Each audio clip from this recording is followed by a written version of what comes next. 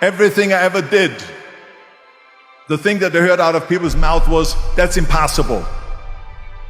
That can't be done. Or no.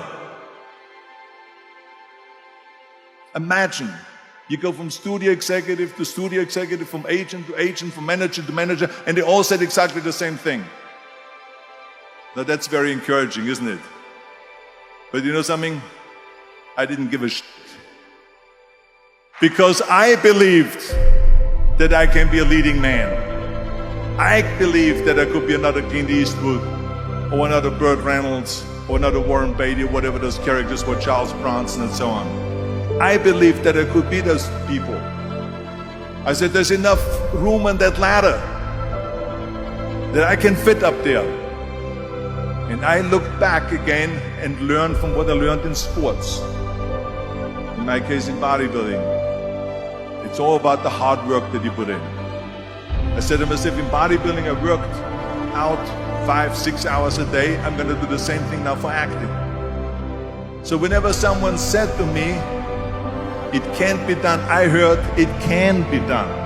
When they said no, I heard yes. And when they said it's impossible, I heard it is possible.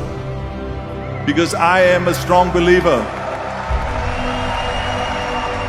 Well, I'm going to be the one, I said to myself, I'm going to do it and I'm going to show it to them. Maybe it has never been done before.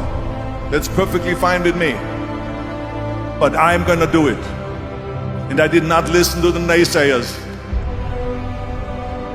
So people always ask me, when they saw me in the gym in the pumping iron days, they say, why is it that you're working out so hard? 5 hours a day, 6 hours a day, and you have always a smile on your face. The others are working out just as hard as you do, and they look sour in the face. Why is that?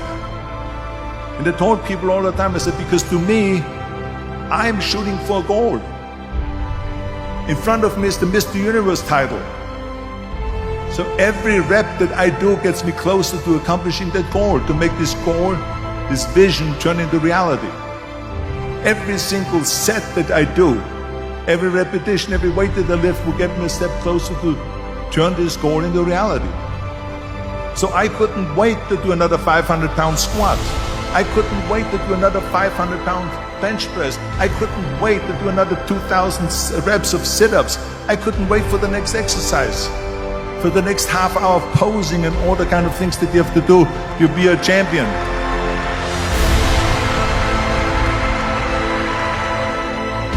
The very body that they said can never be sold because the time is wrong. A few years later, I'm doing Conan the Barbarian, and it was the #1 hit at the box office when it came out in the summer of '82. Think about that. And the director says, if we wouldn't have had his body, we would have had to build one. I mean, think about it. And at the end, I was just not visualizing just my exercise, but I was really lifting the trophy over my head. That's what I was thinking about. And with the age of 20, I went to London and I won the Mr. Universe contest as the youngest Mr. Universe ever. And it was because I had a goal.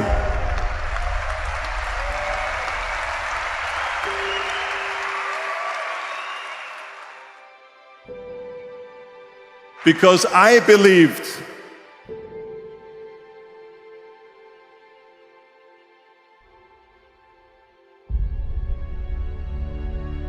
.74% hate their job in America. Now, there is not much different when you come to Europe.